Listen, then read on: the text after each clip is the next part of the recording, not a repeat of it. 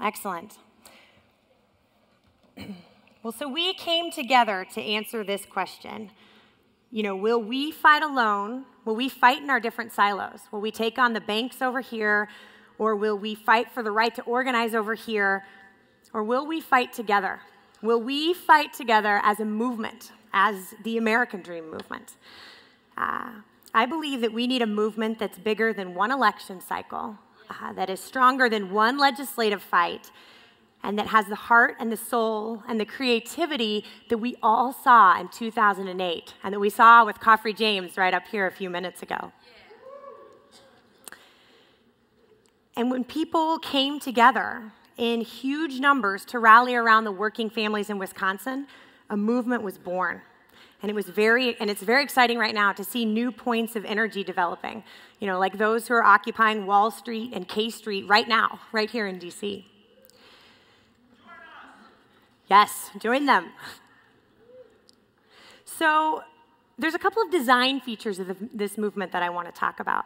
The first is that it has many leaders, many that you've heard on this stage, like Presidents Trumka and Henry, as well as thousands of local leaders.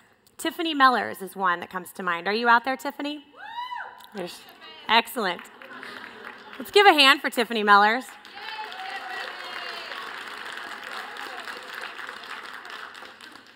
Tiffany is an Army reservist and a mom, and she has spoken out eloquently on what it's like to be unemployed and the plight of unemployed veterans.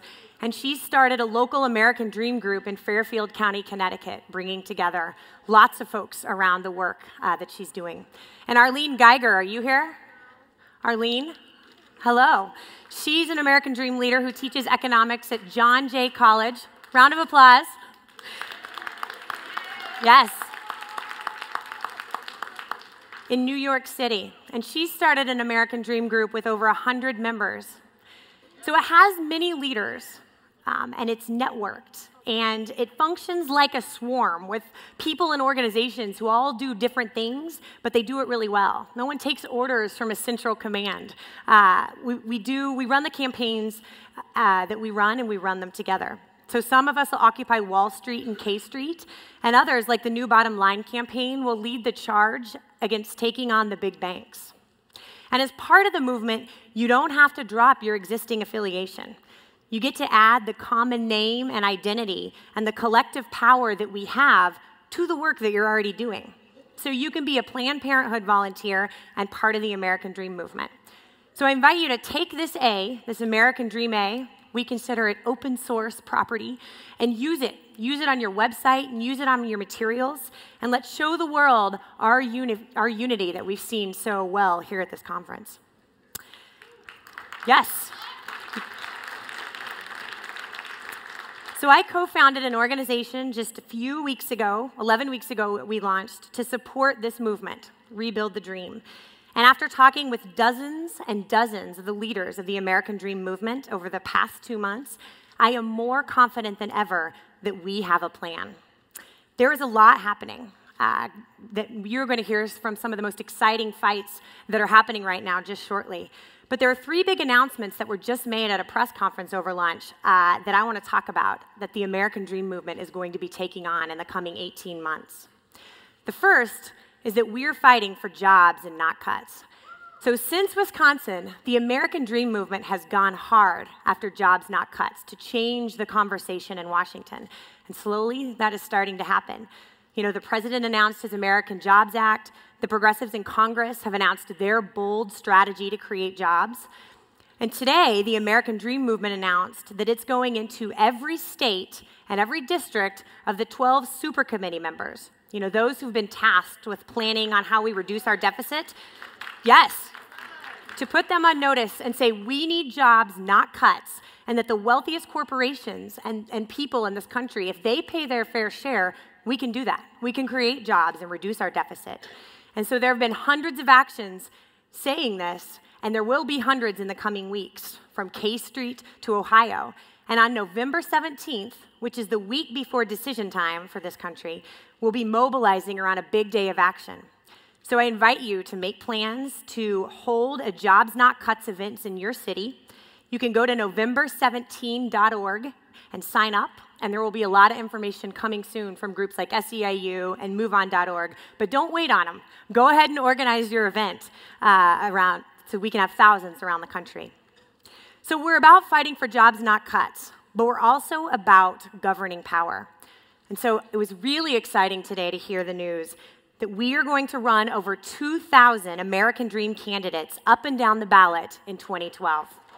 Let's hear it for that. 2012 candidates.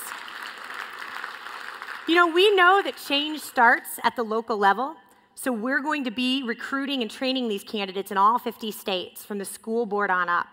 Progressive Majority and the New Organizing Institute's candidate project, led by Carlos Odio, who's out here. Carlos, are you here? He's a great guy. Are taking the lead on this, and you're going to hear in depth about what Progressive Majority is up to in just a second. So if you are planning to run for office, anyone here planning to run? Few hands? Yes. If you are planning to run for office, do it. And if you're not, plan to support these American Dream candidates who are going to run. But we know change isn't just about electoral politics, that we have to change the culture, and that we need to build an American Dream movement that is deep. And so to do that, we're going to ask 1 million people to step up and take leadership in their communities. Many of you are already doing this in organizations who are here, and others of you may be considering taking on leadership, and I would say now is your time. You know, we started in churches and synagogues, in union halls and living rooms, and that's exactly where we're going to grow this movement. We're going to hold house meetings, and we're going to hold teach-ins on economic policy all around the country. We'll be working with entrepreneurs who are testing out new, shareable ways of working together. We'll be sparking scholars and creatives, videographers, graphic designers, artists to engage their communities and produce and create what this movement needs. And so people like Tiffany and Arlene, these are the people who are going to take back the American dream. So, yes. Excellent. So my asks for you today are to hold an event on November 17th, to support American Dream candidates as they run, and if you're part of a local group, affiliate with the American Dream movement. And if you're not, start one. We're going to make it really easy for you with new technology. And all of this will focus on a big choice that this country has to make. The right wing and the entrenched corporate interests are demanding that we return to the old policies and ideas that drove this country off the cliff. But we're saying no, that we must renew and rebuild the American dream. So with that, I'm going to turn it over to 3 amazing leaders who are doing work to take back the American dream with their organizations. We're first going to hear from Gabe Gonzalez, who's the campaigns director for the Center for Community Change. And then we'll hear from Gloria Totten, who's... Let's hear it for Gabe. And then we have Gloria Totten, who's the president of Progressive Majority. Let's hear it for Gloria. And then we have State Senator Nina Turner from Ohio. Let's hear it for her. So Gabe, I'd like for you to start us off. You all are one of the leading partners in this fight for jobs and not cuts to Medicare, Medicaid, Social Security. Tell us more about the work that is happening. Sure. I'd like to start first, though, if I could. I got a new toy. I got this as a gift. I got an iPad. It's so cool. It's really cool. And it allows me to write things down, and then I can read them, which is especially helpful in situations like this. I want to start, actually, first, though, with a reading from The Grapes of Wrath. This is Ma Jode talking to Tommy when he's about to do something impulsive. And Ma Jode says, "Tommy, don't you go fighting them alone. They'll hunt you down like a coyote. Tommy, I got to thinking and dreaming and wondering. They say there's 100,000 of us shoved out. If we was all mad the same way, Tommy, they wouldn't hunt nobody down." From The Grapes of Wrath.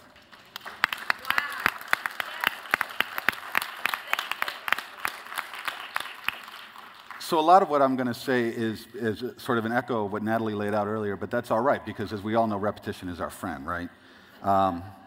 We began this adventure with a firm belief that we needed a deep change in the political status quo to do what needed to be done to fix our nation's economic and social problems. We all recognized that will on the part of our leadership that we had elected had evaporated under a relentless, reckless, dangerous assault of the Republican Party. In order to regain that political will, the traditional modes of action that we had all used, advocacy, organizing, communication strategies, were not enough. What was needed was a large numbers of people engaging in politics that was both local in its expression, but national in its implications. We needed a constituency that would display a level of commitment much deeper than it had in the past. We needed an infrastructure capable of sustaining the effort for years, not months. And finally, we needed an effort in which people could see their personal struggles, one that went beyond talking points into gut-check questions of what was right and what was wrong. In essence, what we needed was a movement. So now it's begun. You can all feel it, right? There's a change in the air. You feel it in what folks are doing in Occupy Wall Street, and Occupy Chicago, and Occupy Dallas, and Occupy, hopefully every city in the nation in a little while, right? Chicago, let's do that. I'm from Chicago, actually. So we all can sort of feel this change beginning, but let's be clear. All of us have engaged in these struggles for a very long time, and we know that the struggles for our liberation is not a short-term fight. It is a long-term struggle. Even with the winds blowing in our direction, the forces that we fight against are monstrous and extremely powerful. So what then is required of us? I want to talk about 4 things that I think that we collectively need to do and to keep focused on. And I want to hopefully speak to each one of you in this room, whether you're involved in communications, whether you're involved in advocacy, whether you're an organizer, whether you're a grassroots leader, or someone looking to run for political office. Hopefully you will see part of your work in some of the things I will lay out here. The first is that we need to get agreement on the solutions. I'm not talking about deep policy solutions because that, frankly, is not our role. We need to get agreement on top-line, large, non-negotiable solutions. And we are very close. Jobs, not cuts. Make Wall Street pay. Do the work that needs doing. These are slogans that represent what we think needs to happen, but we need to continue to coalesce and come up with large, top-line, non-negotiable solutions. No, thanks. Secondly, we need to create an infrastructure for success on the ground. Movement, the movement that we're involved in, like the American Dream movement, is always most noticed when it's dramatic, in things like Occupy Wall Street. But many of us have been involved in movements before, and we recognize that in every day, to have a really successful movement, there are thousands and thousands of people who make individual decisions and who take action in small numbers in unnoticed parts of the country, and they need an infrastructure to support them in this efforts. This is the perfect swarm that we were talking about a moment ago. We began this with the House meetings that we had earlier this year, but this work needs to continue. We need to continue to build circles, we need to continue to recruit, and we need to continue to take personal risks that allow us to see, again, ourselves in this broader struggle. We need to create and maintain coalition stability. I was blessed in the year 2006 to be active in the immigrant rights movement. And I know what it feels like when you have the power of millions of people behind you. But I also know that in 2006, we didn't have the same level of coalition stability that the immigrant rights movement has today. Because of that, the administration was able to negotiate with people in turn. There was a sense of wondering whether one side actually had the other side's back. Those who were concerned about visas weren't necessarily talking to those who were concerned about abuses of immigrants. Those who were concerned about workplace issues weren't necessarily talking to those who were seeking papers for the undocumented. And because of that lack of total cohesion, we were not able to capitalize on the massive forces that we mobilized. Now that this is beginning to change, and now that we're beginning to see mobilizations happen almost spontaneously, we need to work on that cohesion and hold our coalition together strong, hold our friends very, very close, and talk to them daily so that we make sure that when we speak to those in power, we speak with one voice, with one demand. Yeah. And finally, we need to continue the outside pressure. Occupy Wall Street has shown us the power of determined people. We need to continue to echo that. Action after action, personal act after personal act, we need to maintain outside pressure. That is our fundamental strength as a movement. You heard a moment ago about November 17th. This is an opportunity for all of us, regardless of where we come from, regardless of the size of our town or the number of people who have our back, for us to stand up collectively and say, we want jobs, not cuts. We want to see the work that needs to be done get done. And I strongly encourage you to participate that and in other actions and to continue to recruit others as we build this movement and to take those actions collectively. So those are the 4 points. Very quickly, get agreement on the solutions, create the infrastructure for success, create coalition stability, and continue the outside pressure. Those are the things that I think we collectively need to do as a movement, that CCC is committed to helping happen, that we want to work with you, with Rebuild the Dream, with Move On, with SEIU, with the AFFL, and all of us collectively to make happen. And the last thing I want to leave you with is another quote. This is from the poet Yeats, where he said very simply and succinctly, "Do not wait to strike when the iron is hot. Rather, make the iron hot by striking."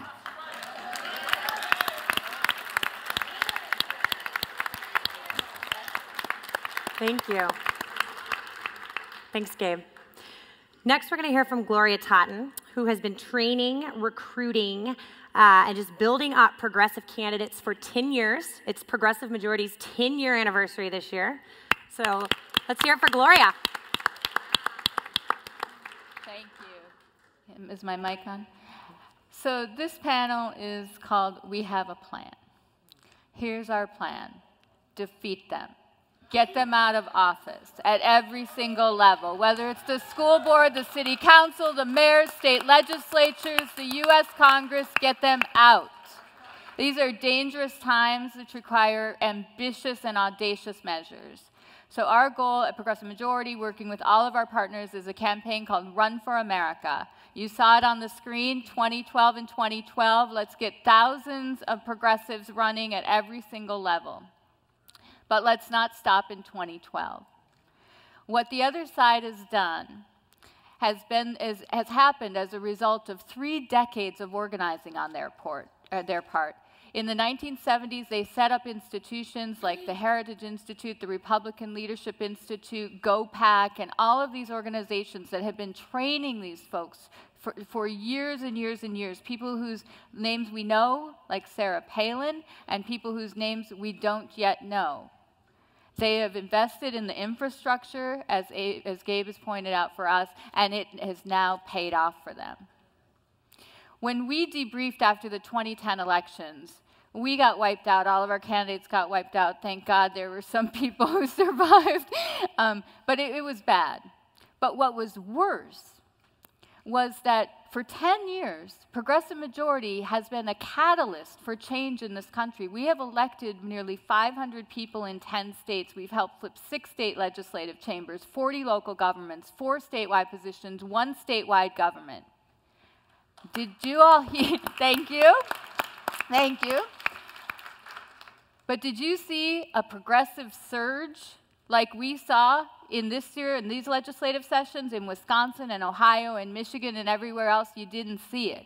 That's why this time, all of these organizations coming together now to recruit thousands of progressives to run is so important. Putting hundreds of people in office isn't enough. And it won't be enough to put thousands in if they're not people like you.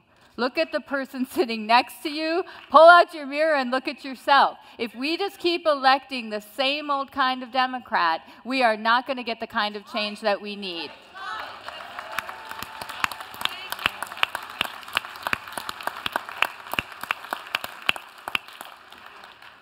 The state legislatures, which is my focus and a love of mine because they pass 4 times more bills than Congress does and spend way more money than Congress does and have been too long a neglected area of our government for progressives.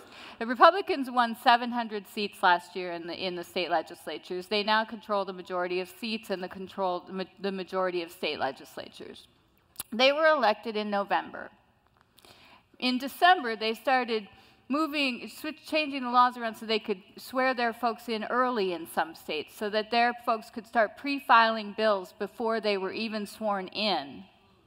So by December, we started seeing hundreds of bills introduced. By February, thousands of bills introduced. More than 1,500 anti-immigration bills, more than 700 anti-worker, anti-union bills, anti-choice bills in 36 states, anti-GLBT, anti-democracy, some voter ID laws in the thousands. Bills, budget line items, and amendments all ready to go within 2 months of them being sworn in.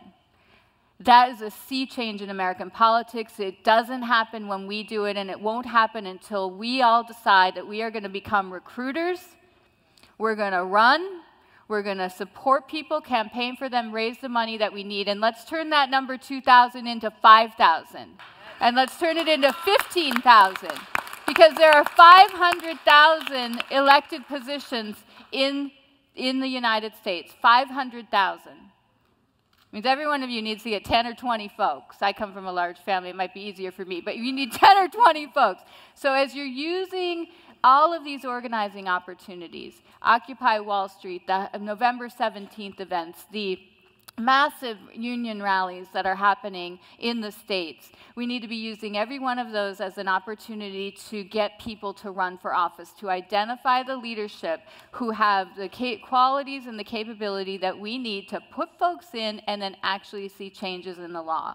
Because it's no more enough for us to say, let's reverse the gains that the other side has made. It's time to move the ball forward with a progressive agenda and a progressive set of laws with progressive people who are our kind of people, who you're about to hear from, my friend Nina. So that's the challenge and the plan. The good news is we already have some really good people out there. Elizabeth Warren, anyone? Tammy Baldwin in Wisconsin, Tammy Baldwin, Sherrod Brown in Ohio. We have some amazing people running. We have a federal table that's been organized by our own Bob Borsach of groups that are coming together to start identifying candidates to run for Congress. I am proud to say that we have 5 Progressive Majority Farm Team members who are running for Congress in 2012. We have more than 20 or 25 progressives running for Congress that as a coalition we can all agree on, that they are rock solid, 100% good on every issue we care about, unifying candidates, not dividing candidates. Guess what the magic number is to take back the U.S. House of Representatives? 25. How handy is that? We have more than 6,000 state legislative seats up in 2012. We've got hundreds already gearing up to run, but we need to hit that 2012 number because we can no longer decide that we can focus only in 2 battleground states or 5 battleground states or continue to play whack-a-mole with American people. It can't be done. We need to reclaim the American dream. It starts by engaging electorally. It starts with you by running for office. We have little cards on the table with a QR code on it that you can scan to go right to our website and sign up and get the ball rolling. Do it now. We need you. Run for America. Run for the American dream.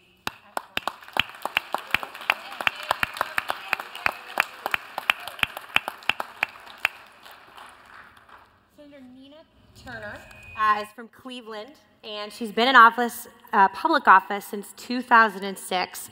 Senator, we are so glad to have you here. Ohio is ground zero for the fight for the American dream, so tell us about it. Thank you. Thank you. Let's hear it for State Senator Nina Turner. Thank you, and thank you all, and I certainly want to thank Natalie, Gabe, and Gloria. They really laid out.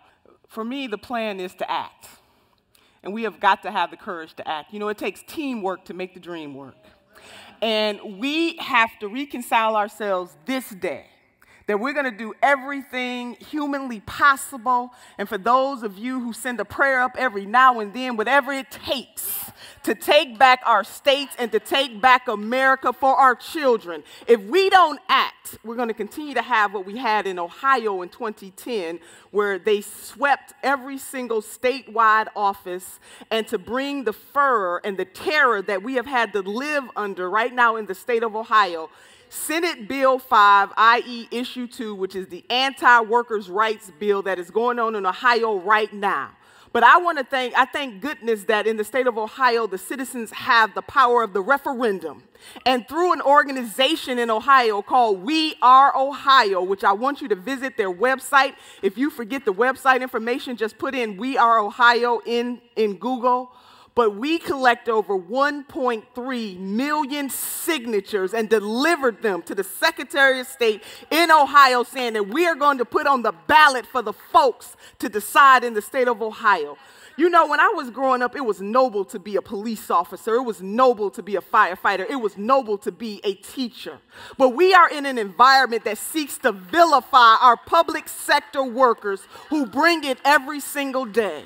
I don't know about you, but when I dial 911, I want to know that somebody is on the other line, that they're going to come when I call. I don't know. I don't know about you, but all of us has had a teacher to make a difference in our lives, and to say that they're making too much money is a shame. Every citizen in this country has a right to live their measure of the American dream. And anybody who does not believe that, be they Republican, Democrat, or Independent, we need to put them out of office. I'm sick.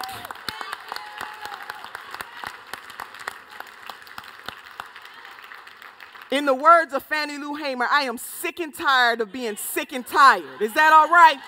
And I am tired of elected officials who choose seats over service. It is time to elect folks who choose service over seats.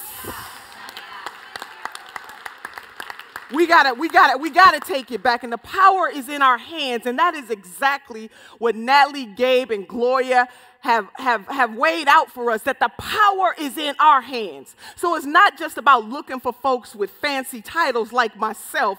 It is looking for folks like you in this room, because you are the true sheroes and heroes, and you are the hope that we are looking for. So 3 things I want to remind you now. November the 8th is election day in the state of Ohio, and we need you to come to the state of Ohio and make it known that we got supporters all over this country who will help us repeal Senate Bill 5, which is now issue 2 on the ballot. If you cannot come to Ohio, phone a friend, call somebody, and tell them to take 10 or 20 people with them to the polls. Now, so far, the last polling data says to us that Ohioans are against Senate Bill 5, i.e. issue 2, by 51%. Now, that may sound like a lot, but we have lost ground. And what it is going to take to make sure that on November 8th, when all the ballots are counted, that the citizens of the great state of Ohio have decided that working class men and women, that middle class men and women deserve to be able to collectively bargain, is the difference between you and I getting out there, making sure we touch somebody and tell them to go to the polls to vote against any bill that would take away workers' rights. But I want you, if you don't remember anything else that I say today, and I got a colleague that's coming up, State Representative Michael Foley, who was there with us in the fight, I want you to follow me. I was there when they locked out public sector workers who wanted to petition their government, locked them out of the state house and left them in the cold. I was there when they reordered the committee that was first hearing Senate Bill 5, because one of my Republican colleagues on that committee had decided that he was going to vote against the bill. They took him off the committee and replaced him with somebody who would help them vote that bill out of committee. I was there. So I want you to know that we are fighting for our lives. We are fighting for our collective lives, and we need you to take action. So 3 things, if you don't remember anything else.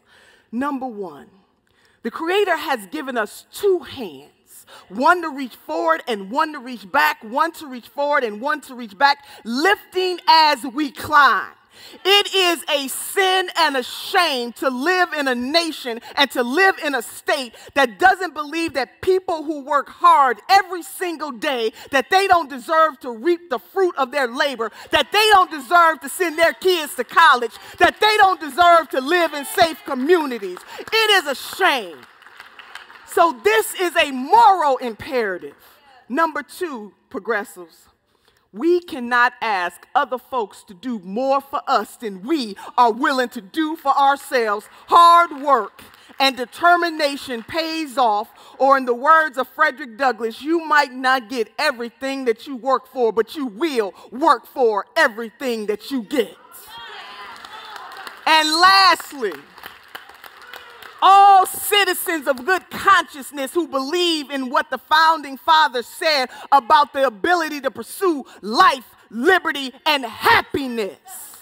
I want you to remember, in the words of my grandmother, who was born in 1914, she could not read or write, but she could count her money.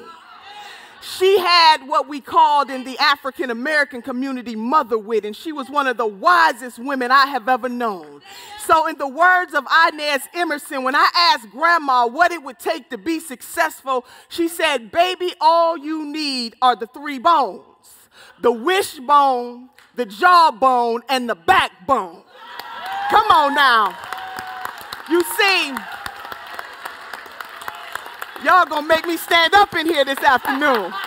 I just got to say, we gonna take back the American dream. I love it. We will take back the American dream. Now, the wishbone will keep us hoping and praying, because you see, hope is the motivator, but the dream is the driver. We are going to take back the dream. She said the jawbone will keep you asking the questions, because the questions drive the answers. But brothers and sisters, the most important bone of them all, the most pivotal bone of them all, is the backbone, because it will keep you standing through trials and tribulations. We will take back the American dream in this nation. We will take back the American dream in Ohio. It takes teamwork to make the dream work. That's what a senator looks like. Excellent.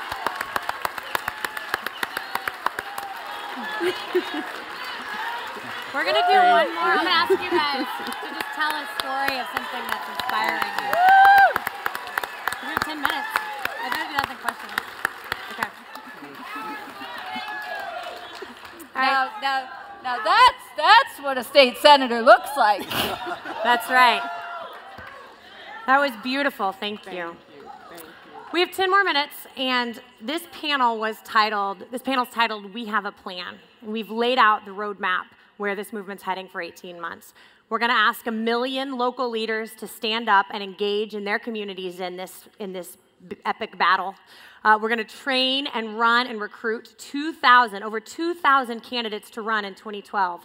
And we're going to go hard and fast and furious on jobs not cuts in the coming weeks and months. So the plan's there, and the reasons why we need to act are apparent.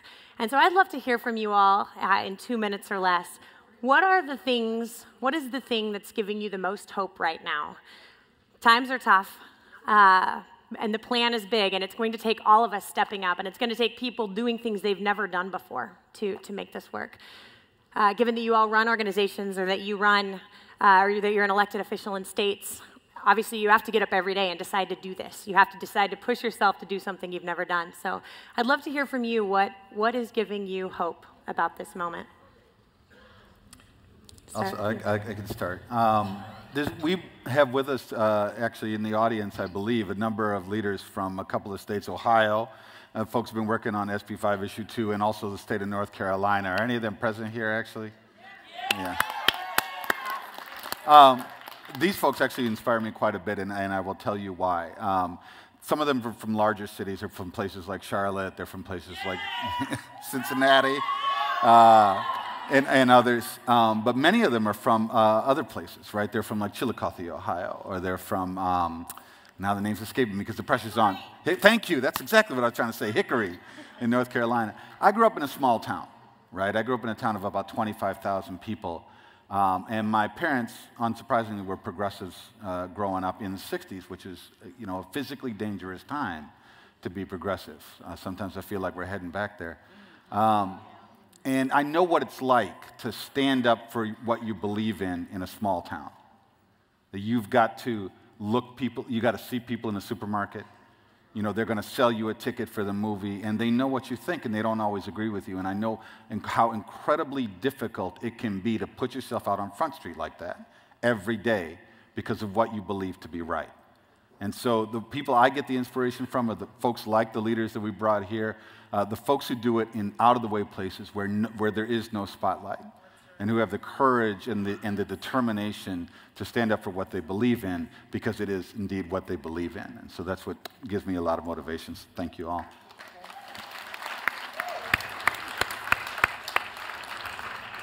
How many in the audience either are thinking about running for office or now thinking about it a little bit more? Raise your hand. Yes. There's our inspiration.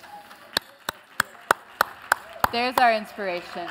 You know, every day we work with hundreds of progressive candidates running, as I've said, school board, city council, mayor, county commission. I live in Washington, D.C., and we don't always get to see the Senator Nina Turners of the world here. But they represent, people like her represent the future, the next generation of the politician, the kind of politician that we can have. And every time we go into a community and the first thing they say to me is, we can't find that many progressives, or we couldn't find somebody that's good on labor and good on choice, or good on the environment and good on that. And to see that community turn around and start to believe in people like Senator Turner and the hundreds of other extraordinarily talented elected officials that are out there, and the thousands more who could be there, is my hope every day. It's the thing that will always keep me motivated. And then to see it now married, our work married to this entire movement, to so many other organizations who have now committed themselves to helping to find candidates, to open up their networks, to hear President Trump talk about, you know, we're going to get our members to run, and President Henry, who just filmed a video for our Run for America campaign, it's all in now, and everybody gets that. And so there's a unified effort for this work that is so important, and to see people get up and cheer, you know, not just for Obama, but for everybody, is really, really inspirational.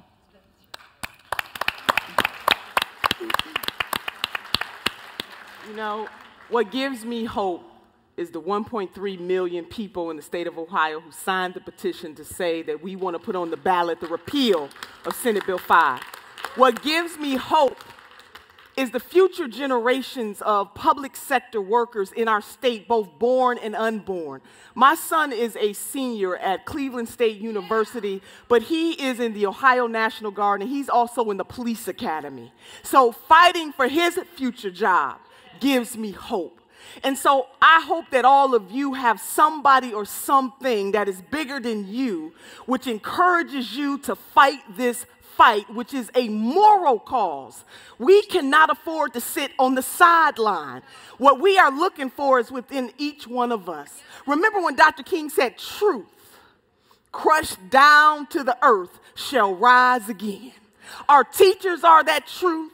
Our firefighters are that truth. Our police officers are that truth. Our sanitation workers are that truth. The folks who plow the snow so that we can drive off on the streets and highways and byways, they are that truth. You are that truth, and your sons and daughters are that truth. I don't know what more hope and inspiration we need. We are the truth that has been crushed down to the earth, and we will rise again.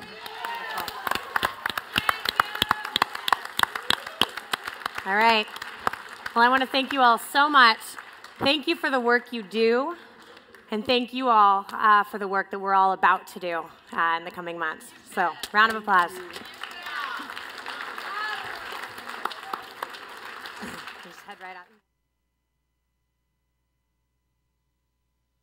Oops. No. We have one announcement. Great. One quick announcement from Samantha Corbin of the other 98%.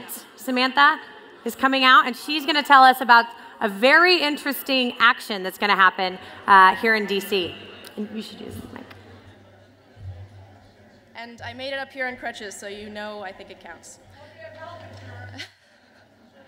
Yeah, that would be nice. So I work with a group called the Other 98%. I work with a group called the Other 98%, which is all of us, right? Yeah. There wouldn't be the Other 98 without those two, though. Have anyone in here heard of the Koch brothers? Whoa.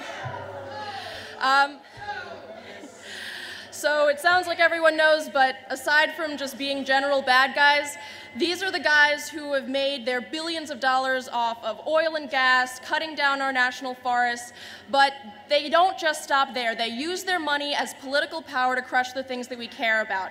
They are actively dismantling unions, environmental protections, healthcare reform, all of these things. So, and they also use their money as political power in these kind of arenas. They have funded the Tea Party, and their newest project is called Americans for Prosperity. And it is funded almost entirely at this point by the Koch brothers, and they pose as this, movement of people. They are having a conference in November, on November 4th and 5th, and guess what they're calling it? I couldn't make this up if I tried. They are defending the American dream.